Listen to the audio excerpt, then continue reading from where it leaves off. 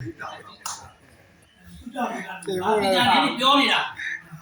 ဒီပဋ္ဌာန်းနေပြောတာကျွန်တော်တွေ့ရပြောနေတာဘုဒ္ဓဂရိတာဝကဗုဒ္ဓဆိုတာမဂရိ600အောင်ဖြစ်နေသွားလို့ရှိရင်ဗုဒ္ဓရေးရှိပေါ့နော်ငါရုပ်တယ်ဒါပေမဲ့ဒါတွေပြောရတာလဲလက်ခံနိုင်တဲ့ပုဂ္ဂိုလ်တွေပါနေတယ်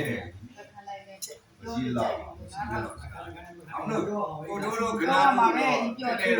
လက်ခံတဲ့လူတွေမှာရှိတယ်ပြုနေတယ်ရိုးလည်းကူကူနဲ့လည်းမရဘူးအဲ့ဒါကိုတို့ပြောဗုဒ္ဓဆိုသူတဲလာဟုတ်တယ်တော့ပြော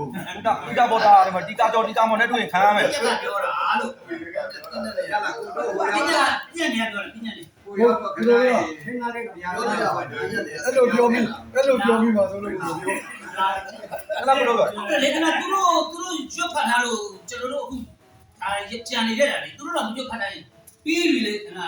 မှဒါတိတာကြောတို့တိတာမော်နဲ့တွေ့ရင်ခံရမယ်လပိုတွေရောဒီကကိုယ်နဲ့ညွန့်နေတယ်ဒီတော့တန်ခါသုံးခုရှိတယ်လေဗျာဟုတ်တယ်မလားဒီလိုတန်ခါရှိတယ်ဗျာပရမတ်တန်ခါရှိတယ်ဗျာအရိယာတန်ခါရှိတယ်လေတန်ခါဆိုတမျိုးလေးသိလို့ပဲရမယ်သုံးမျိုးလေဟုတ်ပါအဲ့လိုပဲပေါ့ဒီဘက်ကဗုဒ္ဓကိုလည်းကျွန်တော်တို့ကဗုဒ္ဓလို့လည်းပြောလို့ဗုဒ္ဓကိုပြောလိုက်တော့ပြောရတာအာကုန်ဆောင်ပါလေသူတို့ဗုဒ္ဓကပြောရင်ငါတို့တော့စင်းမသိတဲ့ကောင်တွေမကျွတ်ဘူးပေါ့ငါအံ့မှုကွာမကြက်မလို့ပျောက်သွားမှာပေါ့ခင်ဗျာကံမရှိဘူးလားခင်ဗျာရေရှိနေကြာရှိနေတယ်ရမလားကံရှိမှကြာနဲ့ရေရထည့်လို့ရမှာလေဘယ်လိုနည်းမလဲကျင်းစားရတာဆိုကျွန်တော်တို့ကံမရှိပဲနဲ့ကြာပေါက်တာခေါ်ပြကျွန်တော်ခေါ်ပြလေကျွန်တော်လီးကန်လည်းပြောချက်ချင်းခုလီးကန်လည်းကျွန်တော်ပြကံထဲမှာမပေါက်တဲ့ကြာပြောမှမီးထဲမှာပေါက်တဲ့ကြာပြောမယ်ပညာနဲ့ပြောတယ်ကျွန်တော်လည်းပြောတတ်တယ်ကျွန်တော်မြေပေါ်မှာပေါက်တဲ့ကြာလည်းကျွန်တော်ပြောတတ်တယ်လေထဲမှာပေါက်တဲ့ကြာလို့ကျွန်တော်ပြောတတ်တယ်ရေထဲမှာပေါက်တဲ့ကြာလည်းကျွန်တော်ပြောတတ်တယ်မီးထဲမှာပေါက်တဲ့ကြာလည်းကျွန်တော်ပြောတတ်တယ်ကျွန်တော်စင်ကျင်နေတာလေဒီမှာတရားလေးကိုဖြန်းပြီးတော့စင်ကျင်နေတာအခုကျွန်တော်ပြောချင်တယ်အများကြီးပြောတော့ဗျာသူတာပဲတော့ဟုတ်တယ်သုတဗုဒ္ဓပြောသင်္ဆရာမြင်ဆရာကြားချာကင်းမှုလေသမဗုဒ္ဓတို့ရှင်ပိဋကဗုဒ္ဓသင်္ဆရာမြင်ဆရာကြားချာကင်းတယ်ဒီပလန်နဲ့ပညာကိုကျွန်တော်ချပြမယ်လို့မပြောနဲ့ဆိုလို့မပြောဘူးဗျာတိဋ္ဌာန်တော့မသိတဲ့ရှိရတာသူကဓာနာဖြစ်မှာကိုကျွတ်တာဟုတ်ဘူးဖះပြပြီးလို့ချိန်မှာစင်ကျင်တာဖះဘယ်လိုဖះပြသွားတာလဲဖះပြပြီးဘာတွေစင်ကျင်တာလဲ49ရက်အဲ့တော့ကျွန်တော်သူ့နောက်ကနေပြီးတော့ဖတ်ထားတဲ့စာလေးတွေနဲ့အောက်ပါတော့ကျွန်တော်ရဲ့ညံကတော့ဖြုတ်ချီလောက်ရှိတာပါဖြုတ်ချီညံလေးနဲ့ကျွန်တော်ဟိုကပင်လည်းလောက်ရှိတဲ့ဖះရဲ့ညံကိုကျွန်တော်ထောက်စားဖះ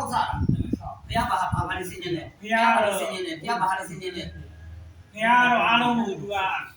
စုံအောင်ဖြန့်ချက်ထားပြီမဲ့လို့သူအလွယ်လုံးပြီးပေးသွားတာဟုတ်တယ်အလွယ်လုံးပြီးပေးလိုက်တာကျွန်တော်ဥပမာထုတ်ထားပေးမယ်နော်ကျွန်တော်လေ့လာတာပေါ့ဗျာဖះတရက်ကို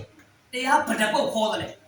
8400 45နှစ်တည်းမှာ8400ဟောတာဖះတရက်ကိုတရားဗဒပုတ်ခေါ်တယ်တရက်ကိုလေးလာနေတယ်လေးလာမလေးလာတယ်ကိုချစ်ချင်တာတိလေရက်တရားနဲ့ပြောမရပါတရက်ချင်းပြောလို့မရဘူးတရက်ကိုဖះ5ပုတ်ခေါ်ရရရှိတယ်6ပုတ်ခေါ်ရရရှိတယ်နော်ရက်တရားနဲ့ပြောရင်930ပုတ်ဓမ္မ4ပုတ်4ဟောတာရက်တရားမှာအဲ့တော့930ဆိုတော့6ပုတ်ဟောရရတယ်ရှိပါဘော5ပုတ်ကတော့အနည်းဆုံးဟောတာလို့အဲ့ဒါစာမဖတ်ရင်မလို့သိမှာတော့စာဖတ်တော့စာတော့လည်းမရှိဘူးကွာရှာဒီညံနဲ့သိလားဟုတ်လေအဲ့ကြတော့စာပေရအတိချင်းကတယောက်လဲရမှာစာပေရတော့အဲ့လိုရှိတာပေါ့ဗျာအတိကျတော့လုံးဝမသိနိုင်ဘူးဟုတ်တယ်လေထောက်ဆပြောတာပါသူကလည်းအဲ့လိုကိုတိုးလေးလာထားတဲ့ဟာမျိုးကြတာကိုတိုးလေးလာကြတာကိုတိုးတွေ့ရလေကိုတိုးတိတာတယ်ကျွန်တော်ပြပြတရားလည်းကိုဟောတယ်တရားရှင်းကောင်းလေးတော့ဘယ်လိုပြောကျွန်တော်တို့လေးလာတော့မသိဘူးလေလားဒါကျွန်တော်လေးလာတိချင်းမညာဘူးအဲ့လိုကြကိုတိုးကအဆုံးခံတာအပြရပါတယ်မှန်တယ်တစ်ချိန်လုံးအဲ့ဒါလည်းကျွန်တော်ကိုကြားကြမင်းဘူးဓမ္မမင်းကြီးအားတော့လူကြီးထားတယ်ကျွန်တော်တို့မသိဘူးဘယ်လိုလဲအမှတိကျတယ်မှာကိုတိကျတယ်ဆရာပိုးလာလေးရှိမယ်လိုလာလေးရှိမယ်မှားတာရှိ